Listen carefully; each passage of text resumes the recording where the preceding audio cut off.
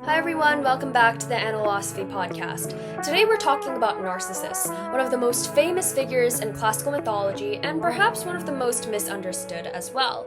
His name has survived for more than 2,000 years. It appears in psychology textbooks, journals, films, conversations, just to name a few.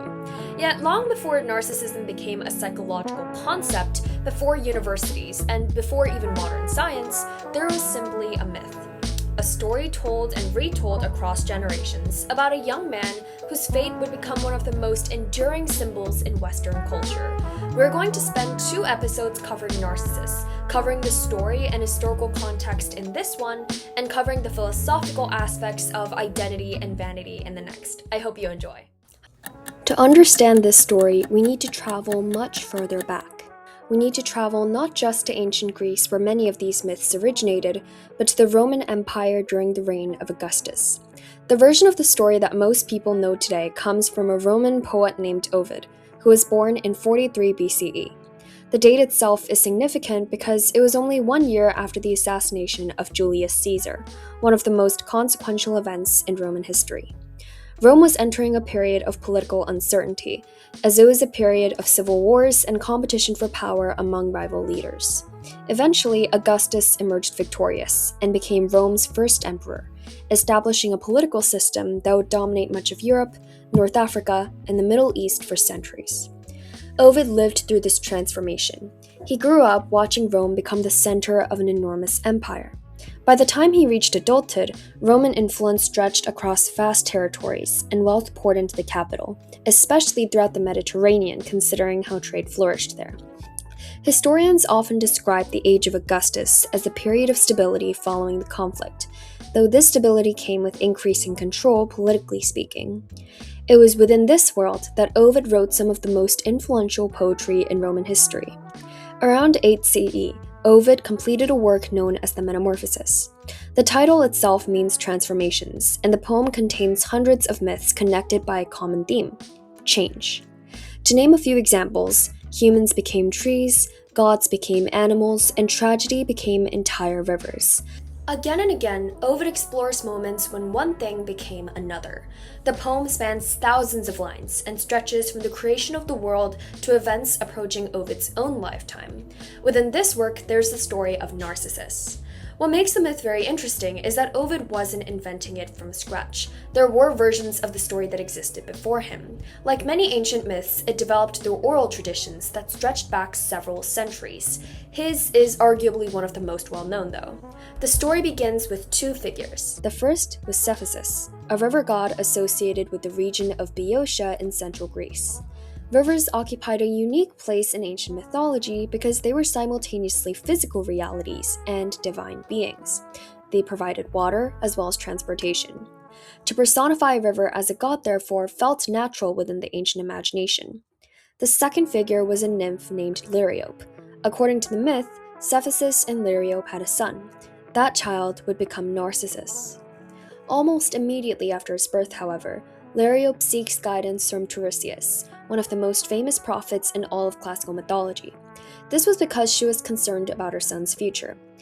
This detail is quite important because Tiresias appeared throughout numerous myths and literary works. For example, he delivered prophecies and advised kings, and this alone suggests that he was quite influential. Liriope asks a simple question: will her son live a long life? Tiresias said yes, provided that he never comes to know himself. For a moment, it is worth pausing to appreciate how strange this prediction would have sounded. Throughout the ancient Greek world, self-knowledge was generally considered a virtue. One of the most famous inscriptions associated with the Temple of Apollo at Delphi, a major religious site visited by people across Greece, was the phrase "know thyself." Yet Tiresias insists upon it. Narcissus will live a long life only if he never comes to know himself. As Narcissus grows older, another feature begins attracting attention. Ovid describes him as extremely beautiful. Beauty occupied an important place in both Greek and Roman culture. In mythology, it frequently carried a lot of consequences. It attracted desire, jealousy, rivalry, and sometimes disaster. Narcissus possessed the sort of appearance that people would notice almost immediately. And by the time he reached 16 years of age, stories about him had spread far and wide. Yet what distinguished Narcissus was not only his appearance, but also his response to the attention he frequently received. Again and again, people attempted to form connections with him. Again and again, he rejected them. Ovid presents a young man who seems detached from those around them. So the distance between Narcissus and other people gradually becomes one of the main features of his character. And this is quite important because many modern retellings begin with the famous reflection, as they jump directly to that image. Yet Ovid spends considerable time establishing something else first. Before Narcissus becomes captivated by his own image, he exists in a world filled with others. And ancient audiences would likely have recognized a broader idea beginning to emerge, which is that human beings don't exist in isolation. Identity develops through many things, namely relationships, communities, families, friendships, conversations, and rivalries. The Greeks and Romans may not have discussed psychology in modern terms as we do now, but they understood that individuals are shaped by their interactions with others, heavily, and Narcissus increasingly seems to stand outside that process. But it's also important to note that at this point in the story, nothing supernatural has happened yet, but the very premise of the tragedy is already there. The prophecy of Tiresias was already said, and the story moves forward nevertheless, preparing for the moment when another character changes everything. Her name is Echo. In many ways, the role of Echo is just as important as the role of Narcissus. In fact, one of the reasons the myth has survived for so long is because it is a story about two beings who struggle with different things. That is, Narcissus struggles to form connections with others, but Echo wants connection, yet finds herself unable to express it freely. Like Narcissus, Echo was already known to audiences before Ovid included her in the Metamorphosis. She was a mountain nymph, a supernatural being associated with valleys, rivers, forests, and other natural environments. It's important to note, though, that nymphs occupied a very interesting position within mythology, as they were never fully mortal, but not fully divine either. Instead, they existed somewhere in between. According to Ovid's version of the story, Echo had once possessed a remarkable gift. She was known for her voice and her ability to speak with extraordinary skill. She was witty, intelligent, and endlessly talkative. Unfortunately, though, this talent eventually attracted the attention of one of mythology's most famous and volatile figures, Juno, known to the Greeks as Hera. To understand why Juno becomes involved, we need a bit of a detour into Roman mythology. Juno was the queen of the gods and the wife of Jupiter, whom the Greeks called Zeus. Like many royal marriages in mythology, theirs was complicated. Jupiter had a habit of pursuing relationships with nymphs and mortals, despite already being married. Echo found herself caught in one of these situations. Whenever Juno suspected that Jupiter was meeting with nymphs, Echo would distract her with long conversations. While Juno listened, the nymphs escaped. For a long time, the strategy worked. Eventually, however, Juno realized what was happening.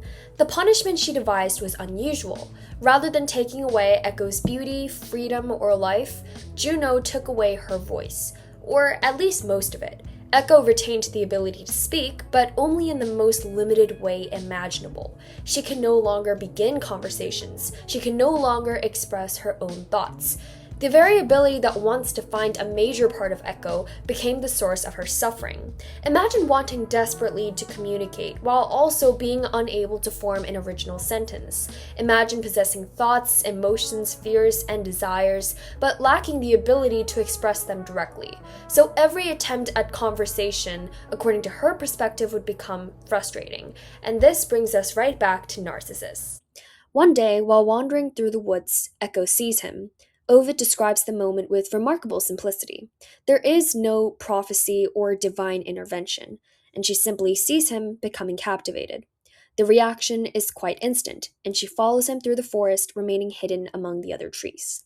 As Echo follows Narcissus through the forest, there is a problem that emerges. She wants to speak to him and wants to introduce herself, yet she cannot. This is where Ovid's storytelling is very effective. Eventually, Narcissus notices movement among the trees, and after asking who's there, Echo responds, "There." In many versions of the story, Echo tries to embrace Narcissus, but Narcissus rejects her. The rejection is significant because throughout Ovid's telling, Narcissus repeatedly rejects anyone who attempts to become emotionally close to him.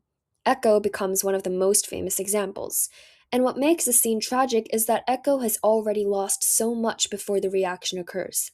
Humiliated and heartbroken, Echo retreats into isolation.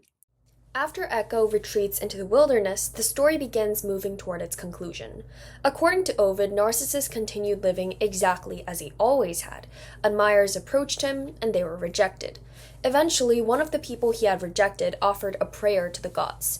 The request was simple. If Narcissus cannot understand the suffering he caused others, perhaps he should experience that suffering himself. Ancient mythology often treats prayers in a surprisingly literal way. The gods listened, and one day, while hunting in the woods, Narcissus became thirsty and stopped beside a clear pool of water. Ovid really emphasizes the purity of the pool here, as nothing disturbed it and functioned basically like a mirror. It's different from right now, as today, seeing our own image is something we encounter frequently. The ancient world was very different though, because mirrors did exist, but they were typically made from polished metal instead of glass, so many people would have encountered their own appearance only occasionally. The experience of seeing oneself reflected clearly in still water possessed a different significance than it does today. As Narcissus bends down to drink, he sees a face, and immediately he becomes captivated. And at first, he doesn't understand what he's looking at. He believes another person is gazing back at him. Ovid describes a moment of complete fascination because the figure appears absolutely beautiful. Whenever Narcissus smiles, the figure smiles back. Whenever he reaches forward, the figure reaches forward. Eventually, though, we realize that the person he loves doesn't exist independently at all. Throughout the story, Narcissus has remained disconnected from other people. Echo attempted to reach him and failed, and other admirers attempted to reach him and failed. Genuine relationships required vulnerability and recognition of another person's existence. Unfortunately, though, those relationships never developed. Now, standing beside the water, he encountered a figure who can never challenge him, disagree with him, or surprise him. The reflection appears perfect because it is entirely dependent upon him. For centuries, readers have debated whether Ovid intended this as a warning about self-obsession, isolation, or something else entirely. What is clear, though, is that Narcissus finally experiences the same frustration he once inflicted upon other people. He falls in love with someone he can never possess. For example, Echo loved someone who could not love her back. Now Narcissus loves someone who cannot love him back. For the first time in the story, he understands what rejection feels like. So the prophecy delivered by Tiresias in the beginning of the story years earlier also begins to make sense. Narcissus would live a long life only if he never came to know himself. Standing beside the water, he finally does and drowns. The story offers no simple answers. Ovid could have written a straightforward moral lesson about vanity, but instead, he created a story that continues to provoke debate more than 2,000 years later. So thank you so much for listening to the Anna-losophy Podcast. I'll catch you in the next episode. Bye! Throughout the